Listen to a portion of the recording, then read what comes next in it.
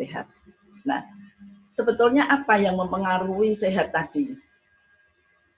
Jadi ada beberapa hal, tadi tergantung dari individu dan sebagainya, tetapi di sini adalah merupakan ada beberapa yang mempengaruhi kesehatan, antara lain adalah karakteristik individu.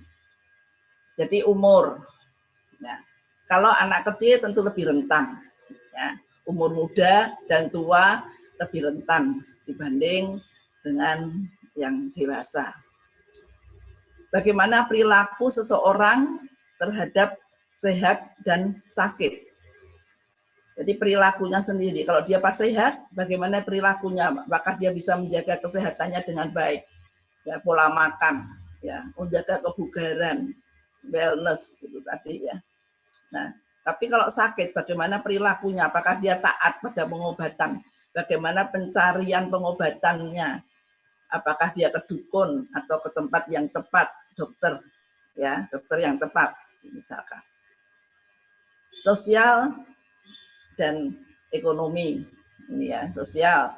Jadi secara sosial mestinya kalau dia mempunyai pekerjaan yang lebih baik, ya, itu jadi status pekerjaan yang lebih baik, tentu diharapkan dia lebih mengerti tentang kesehatan. Jadi pekerjaan di bawah sosial, jadi pendidikan, misalkan semakin tinggi pendidikan diharapkan semakin baik. Kemudian ekonomi. Nah, ini pernah saya mengikuti satu seminar, ya. Healthier or wealthier first. Sehat dulu apa ekonomi dulu. Nah, ini dulu pembicaranya dari orang-orang yang berperanan penting di dunia tentang ekonomi dan tentang kesehatan. Jadi dari WHO juga itu ya. Ini mereka kalau orang ekonomi pasti akan mengatakan ekonomi dulu. Kalau nggak punya uang, bagaimana bisa pergi ke tempat kesehatan, bagaimana ke tempat pelayanan kesehatan, bagaimana kita bisa memberi makanan yang baik dan sebagainya. Tapi kalau kita dari kesehatan, kan kesehatan tadi kan merupakan sarana. Jadi kita harus sehat supaya kita bisa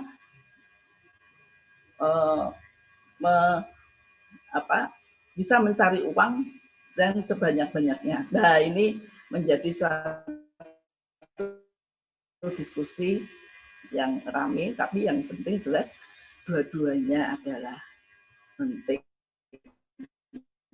Ya, kali ya banyaknya plastik ini yang merusak lingkungan kita. Jadi bagaimana pengaruh lingkungan terhadap kesehatan kita? Ini kita sudah tahu, Anda dulu sudah belajar juga ya mengenai lingkungan.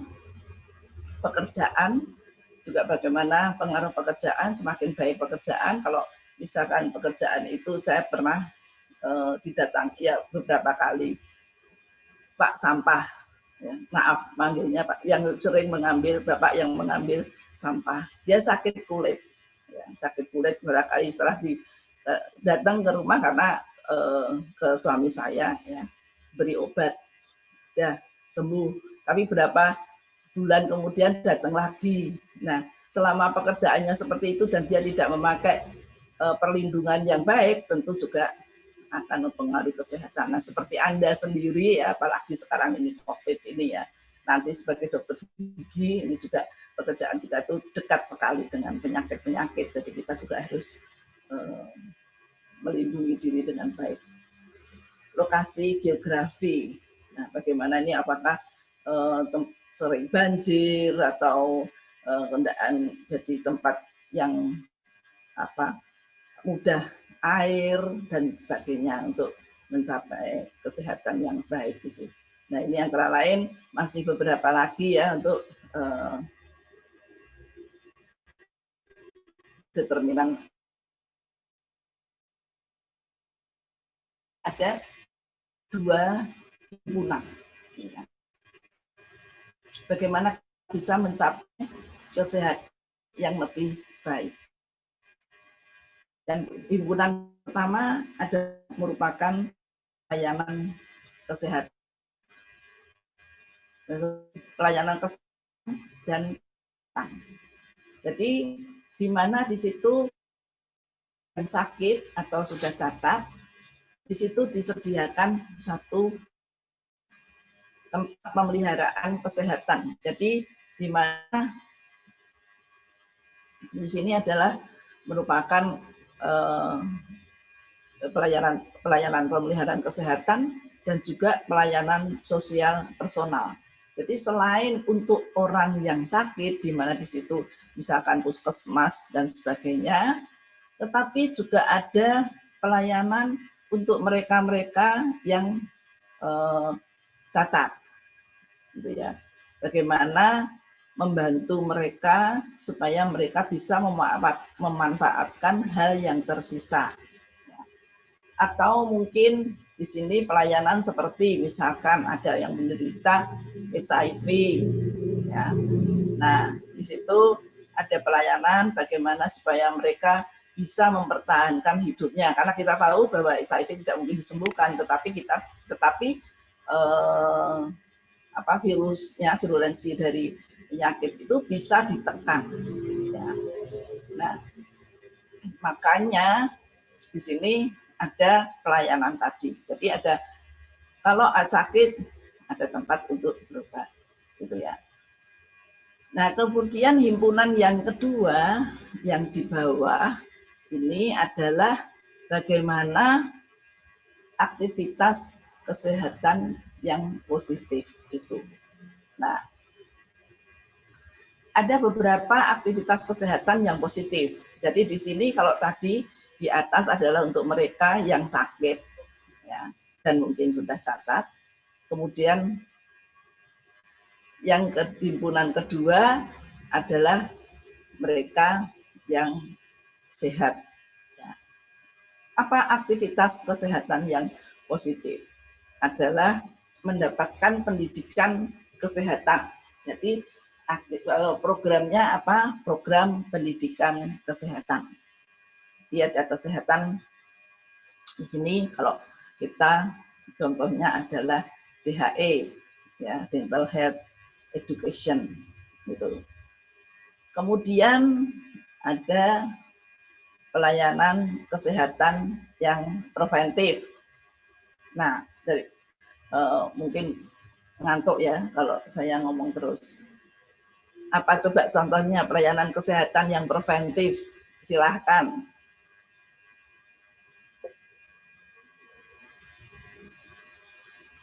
Halo?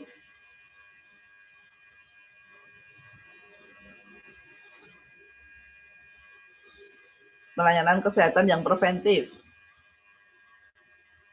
Mosok calon dokter gigi kok ditanya gitu aja nggak ada yang jawab.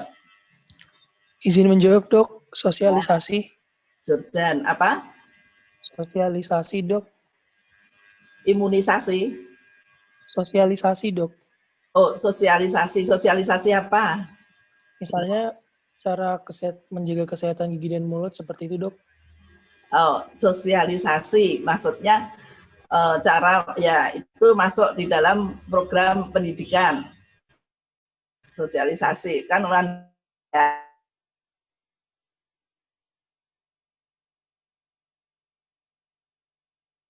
sudah menjawab. Preventif, jadi itu tadi pendidikan, termasuk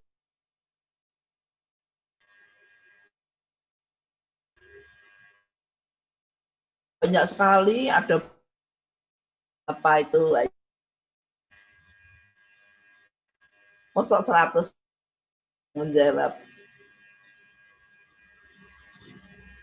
Izin menjawab, Dokter. Silahkan, Mbak Klorifa. Mungkin imunisasi pada bayi dan ibu hamil, Dok. Apa, Mbak? Imunisasi pada bayi yang baru lahir. Betul sekali, imunisasi. Ya, kalau betul, kalau yang dokter gigi apa? Izin menjawab, Dok. Ya. Mungkin pengolesan fluor pada gigi. Pengolesan fluor pada gigi. Pengolesan fluor. Dia bisa. Fluor tadi selain dioleskan bisa dipakai untuk apa lagi? Di, di Nanti Anda konsumsi. akan diajari itu nanti oleh Dokter Dian. Siap, Dok. Apa? Apa ayo? Obat kumur, dokter.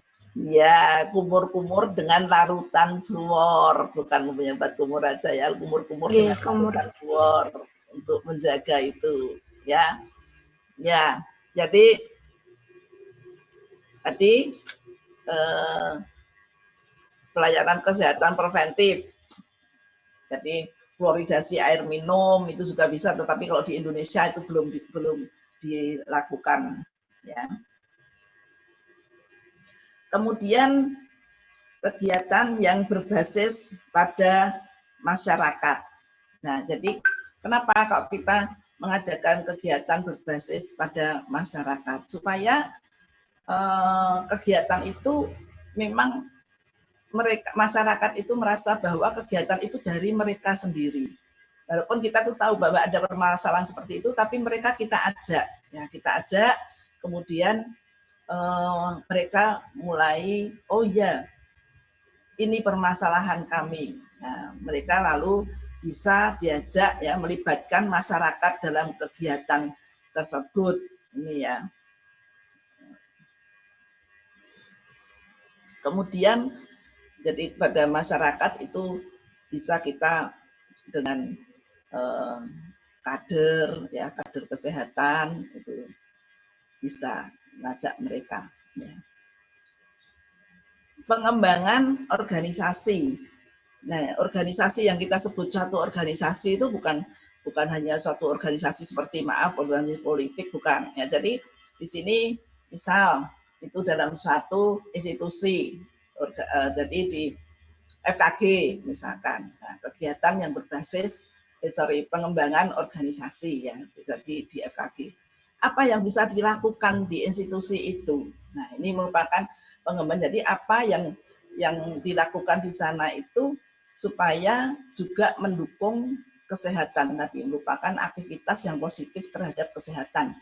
Contohnya apa di sini? Mungkin Anda bisa memberikan contoh di sini, misalkan apa? Ada yang bisa?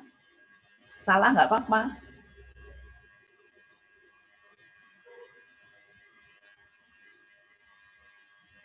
Halo?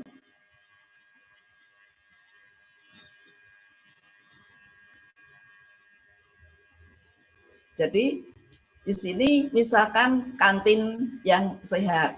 Nah, kantinnya itu dibuat ada air. Jadi seperti di FKG itu ya diharapkan lebih kantinnya ini juga lebih sehat karena di situ sudah dibuat ya yang bagus. Kemudian ada yang nomor satu apa? Air gitu ya. Jadi ada sarana air yang bersih. Ini. Jadi untuk mencuci dan sebagainya itu airnya ada. Nah, akan lebih baik lagi kalau menu-menu yang ada ini juga sehat. Menu yang dipilih adalah menu yang sehat, mungkin yang lemaknya ya mungkin kalau itu jadi lebih mahal ya. Tetapi artinya bahwa kantin itu dibuat supaya memenuhi kesehatan baik itu sarananya maupun jenis makanannya. Ini contoh. Kemudian kalau dulu itu mengolahragakan masyarakat, memasyarakatkan olahraga. Jadi di institusi itu ada rutin kegiatan tadi untuk mendukung kesehatan itu. Ya, ada olahraga. Kemudian bebas rokok. Nah, ini bisa ya.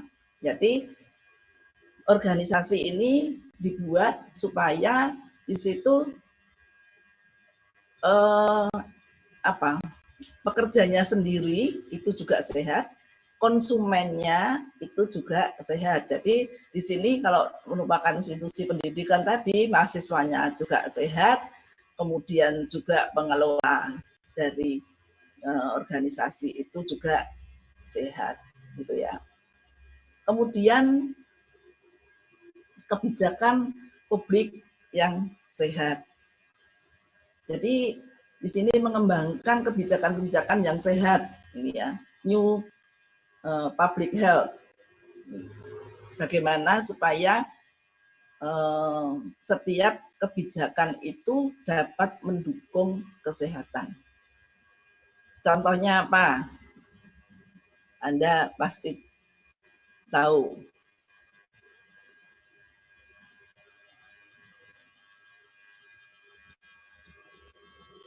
Apa? Kebijakan publik. Jadi yang dipakai untuk masyarakat luas itu ya. Transportasi yang baik, ya, aman. Ini. Jadi tidak hanya disediakan tetapi juga aman transportasinya itu, ya. Mengurangi jumlah mobil seperti ada 2-in-1 3-in-1 ya, kok 3-in-1 apa itu kan juga di situ mengurangi polusi dari asap kendaraan bermotor gitu ya. Kemudian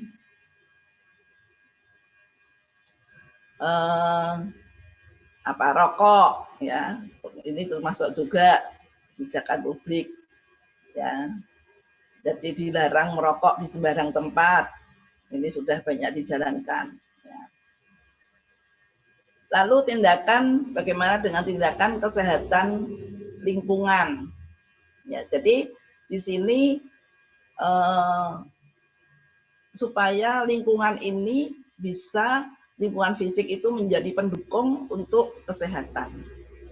Jadi tadi ya ada menyediakan air yang bersih, kawasan bebas rokok, juga kebijakannya itu juga membuat kebijakan, tapi kawasannya, lingkungannya, kawasannya ini kawasan bebas rokok ya. Lalu apa ya, penggunaan ini klorofluorokarbon pada AC. Nah, ini ya. Lalu yang terakhir di sini aktivitas, contoh dari aktivitas kesehatan yang positif itu merupakan kegiatan ekonomi yang bersifat peraturan. Nah, ini biasanya kayak gini ini terkait dengan, ya ada kaitan dengan politis ya, karena kan seperti contoh adalah rokok. Kalau kita berbicara mengenai promosi kesehatan, itu kita ini berbicara melawan suatu institusi atau suatu organisasi yang sangat besar sebetulnya juga. Seperti contohnya rokok. Ya.